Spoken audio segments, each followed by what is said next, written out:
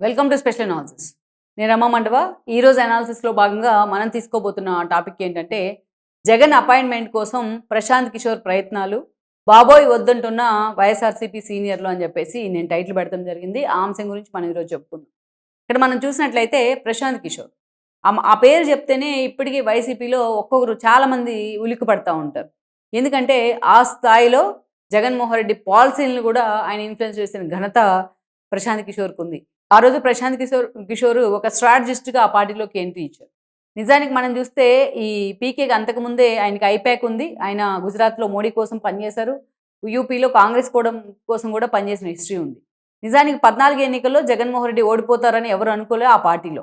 జగన్మోహన్ రెడ్డి ఎలాగైనా తానే అంచనా వేసుకున్నారు ఆయన అధికారంలోకి వస్తా అని. కానీ అనుకోని ప్రతికూల ఫలితాలొచ్చి రాష్ట్ర విభజన కారణంగా చంద్రబాబు నాయుడు వైపే జనం మొగ్గు చూపారు. ఈ క్రమంలో ఆ పార్టీ ఒక కన్‌ఫ్యూజన్‌లో ఉంది.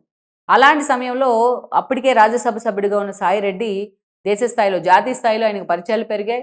ఈ క్రమంలోనే పీకే లాంటి వాళ్ళతో కూడా ఒక అసోసియేషన్ ఏర్పడింది. సో, అలాంటి పీకేని తీసుకొచ్చి జగన్మోహన్ రెడ్డికి పరిచయం చేసింది విజయసాయిరెడ్డే. ఆ రోజు ఆల్మోస్ట్ ఒక 350,00,00,000 దాకా పీకేకి ఇచ్చి ఒప్పందం కుదుర్చుకొని ఆయన ఒక స్ట్రాటజిస్ట్‌గా జగన్మోహన్ రెడ్డి నియమించుకున్నారు. అందరికీ ఉంటారు స్ట్రాటజిస్టులు. ఈవెన్ చంద్రబాబు నాయుడు రాజకీయాల్లో చాణక్యుడైన అనిపించుకున్న అలాంటి వ్యక్తి కూడా స్ట్రాటజిస్టులు ఉంటారు. బట్ ఈ వ్యూహకర్తలంతా బ్యాక్ ఎండ్‌లో ఉంటారు. కానీ జగన్మోహన్ రెడ్డి ఆయన తీసుకొచ్చి ఫ్రంట్ ఎండ్‌లో పెట్టారు. మనం చూస్తే ఆ రోజు పార్టీ ప్లీనరీ జరుగుతూ ఉంటే పీకేని తీసుకొచ్చి స్టేజ్ మీద నుంచోబెట్టి ఒకవైపు తను, మరోవైపు తన తల్లి, చెల్లి మధ్య పీకేని నుంచోబెట్టి ఇతనే నా వ్యూహకర్త. ఇతని వ్యూహాలనే నేను రేపు నుంచి ఫాలో కాబోతున్నాను అని చెప్పారు జగన్మోహన్ రెడ్డి. చాలామందికి ఒక షాక్ ఇది. ఎందుకంటే ఎవరు వ్యూహకర్తని కూడా ముందు పెట్టి ఫోకస్ చేయరు. సరే, ఆ తర్వాత జగన్మోహన్ రెడ్డి పాపం పాదయాత్ర చేద్దామని ఆయన ఓన్‌గా డెసిషన్ తీసుకున్నారు. అది కూడా పీకే ఖాతాలోకి వెళ్ళింది. జగన్మోహన్ రెడ్డి అడుగు వేస్తే అదంతా ప్రశాంత్ కిషోర్ ఆధ్వర్యంలోనే నడుస్తుందన్న ప్రచారం జరిగుండేది. ఆ రోజుల్లో జరిగేది బాగా. ఇక పాదయాత్రలో జగన్మోహన్ రెడ్డి మాట్లాడే స్క్రిప్ట్ దగ్గర నుంచి తన ఐపాక్ టీమ్‌ని పూర్తిగా జగన్మోహన్ రెడ్డి కోసం ఎస్టాబ్లిష్ చేయడం జరిగింది. హైదరాబాద్‌లోనే ఆఫీస్ తీసుకున్నారు. అలా జగన్మోహన్ రెడ్డి చేసే ప్రతి వ్యూహాలు కూడా ఆ రోజున నవరత్నాల దాకా, ఎన్నికల మేనిఫెస్టో దాకా, ప్రతి కీలక అంశం నేను ఉన్నాను, నేను విన్నాను, అదేవిధంగా మాట తప్పను, మడమ తిప్పను, ఒక్క ఛాన్సు, ఇలాంటి డైలాగులు అన్నీ కూడా ప్రశాంత్ కిషోర్ అండ్ టీమే ఖాయం చేస్తూ ఉండేది. ఆ ఐపాక్ టీమ్‌ని రిషి టీమ్ మొత్తం చూసుకుంటూ ఉండేది. మానిటరింగ్ చేస్తూ ఉండేది. సరే, వాళ్ళతో కొన్నిసార్లు పార్టీ నేతలకి నెగోషియేషన్స్ ఉండేవి. చాలా ఇబ్బందులుండేవి. వీళ్ళ పీకే టీమ్ చాలా డామినేటింగ్‌గా ఉండేది. నేతలు కూడా వాళ్ళకి రాజకీయాలు తెలియవని కంప్లెయింట్ చేసిన సందర్భాలున్నాయి. సో, కారణాలు ఏవైనా గానీ ఒక స్ట్రాటజీని ఒక పద్ధతి ప్రకారం వర్కౌట్ చేస్తే కళ్ళు మూసుకొని జగన్మోహన్ రెడ్డి దాన్ని బ్లంట్‌గా ఫాలో అయ్యేవాడు. ఈవెన్ మనం చూస్తే ఎన్నికలకు ముందు కూడా చాలా పార్టీకి ఆర్థికంగా అవసరాలు ఎలా తీర్చుకోవాలనే అంశాల దగ్గర నుంచి ప్రతి విషయంలో చంద్రబాబు నాయుడు మీద బురద పోసే ప్రయత్నం దాకా, ఒక గోబెల్స్ ప్రచారం చేయడం దాకా, ఆఖరికి వివేకానంద రెడ్డి మర్డర్ కేసును కూడా పార్టీకి ఎలా సానుకూలంగా ఉపయోగించుకోవాలనే అంశం దాకా ప్రతి ఒక్కటి పీకే దగ్గర నుంచి చూసుకునేవాళ్ళు.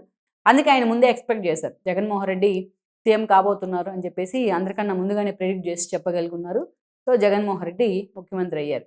అయిన తర్వాత పీకే లాంటి వాళ్ళతో డిఫరెన్సెస్ వచ్చాయి. ఆయన పోయి బీహార్ రాజకీయాల్లో బిజీ అయ్యారు. అటు తనను సొంత కొడుగ్గా ఆదరించిన నితీష్‌కి కూడా చెక్ పెట్టి బయటకొచ్చేసి ఈ రోజున జనస్వరాజ్ పేరుతో పార్టీని ఎస్టాబ్లిష్ చేశారు గానీ, మొన్న బీహార్ ఎన్నికల్లో ఒక్క సీట్‌లో కూడా తన పరువు నిలబెట్టుకోలేక ఈరోజు తలదించుకునే పరిస్థితి వచ్చింది ప్రశాంత్ కిషోర్‌కి. అంత వ్యూహకర్త కూడా ఇలాంటి పరిస్థితి ఎదురవుతా ఉంది. ఇంకా 5 ఏళ్ల పాటు జగన్మోహన్ రెడ్డి దగ్గర పీకే లేకపోయినా ఆయన టీము గతంలో పనిచేసిన రిషి అండ్ టీమ్ ఉండేది. వాళ్ళు పూర్తి స్థాయిలో జగన్మోహన్ రెడ్డి ఎలా భ్రష్టు పట్టియాలో అలా భ్రష్టు పట్టించారు. జగన్మోహన్ రెడ్డి వాళ్ళ సర్వేలే నమ్ముకొని తన పార్టీని 11 సీట్లకే పరిమితం చేశారు.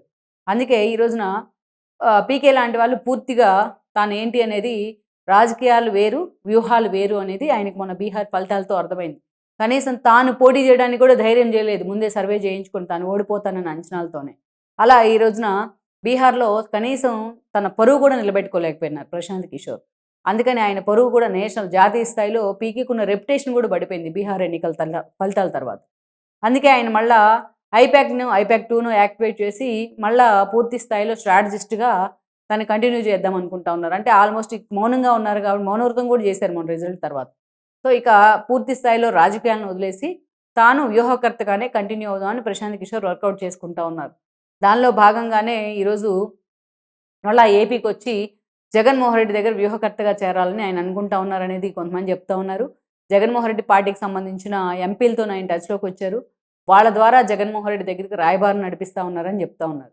ఈరోజు జగన్మోహన్ రెడ్డికి అర్జెంట్‌గా ఒక వ్యూహకర్త కావాలి. ఎవరో ఒకరు. చాలా రోజులుగా ట్రై చేస్తా ఉన్నారు. ఎవరు వర్కౌట్ కావట్ల. సో, ఆల్రెడీ ప్రశాంత్ కిషోర్, జగన్మోహన్ రెడ్డిని ఒకసారి సీఎం చేసిన హిస్టరీ ఉంది కాబట్టి, ఈరోజు ప్రశాంత్ కిషోర్ వైపే జగన్మోహన్ రెడ్డి మొగ్గు చూపే అవకాశం ఉందనే వార్తలు కూడా వస్తున్నాయి. అయితే ఆ పార్టీ నేతలు మాత్రం వణికిపోతా ఉన్నారు. ఆ ప్రశాంత్ కిషోర్ ఇల్యూజన్‌లోంచి జగన్మోహన్ రెడ్డి ఇప్పటికీ తేరుకోలేదు. సో, ఆ అరాచకాన్ని ఇప్పటికీ కంటిన్యూ చేసిన కారణంగానే ప్రజలు 11 సీట్లకి పరిమితం చేశారు. అదే ఇప్పటికి కంటిన్యూ అవుతా ఉంది. ప్రతిపక్షానికి పరిమితమైన అంత అరాచకం కంటిన్యూ అవుతా ఉంది.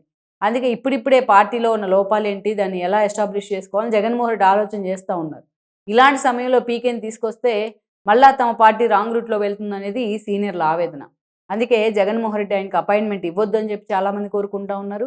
అసలు ప్రశాంత్ కిషోర్ లాంటి వ్యూహకర్త పార్టీ కోసం అవసరం లేదు అని చెప్పి బొత్స లాంటి వాళ్ళు ఖరాఖండిగా తేల్చి చెప్తున్నారనేది నాకున్న సమాచారం. సో, మొత్తానికి మరి పీకే రాష్ట్రంలో రీ ఎంట్రీ ఇవ్వాలనుకుంటే మరి జగన్మోహన్ రెడ్డి వీళ్ళందరి మాటను పక్కన పెట్టి ఆయనకి రెడ్ కార్పెట్ ఏస్తారనేది కూడా ఇంకో చర్చ. లెట్స్ సీ మరి వీళ్ళిద్దరి కాంబో ఎగైన్ మళ్ళా రాష్ట్రంలో అడుగు పెడుతుందంటేనే జనం కూడా ఉలిక్కి పడతా ఉన్నారు. వైఎస్ఆర్‌సీపీ నేతలే కాదు.